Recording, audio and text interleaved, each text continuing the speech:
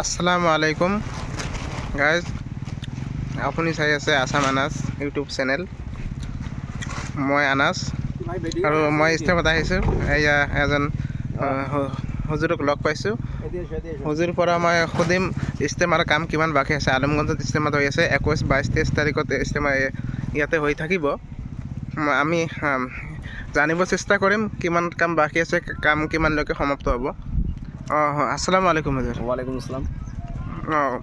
অলপ ইষ্টেমাৰ বিষয়ে কওকচোন, কিমান টাইম লাগিব কামখিনি?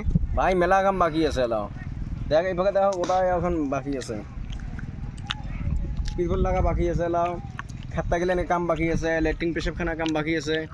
এই কাম গেলেন করার জন্য অল্প সহযোগিতা করক, মানে ভেটির দ্বারাই মানে মানুষের জানাই দাও যে লোকজন যাতে আসে আমাদের মাসিক কামের জন্য অল্প কী করে সহযোগিতা করে। ৰাইজক কি ক'ব বিচাৰে আপুনি?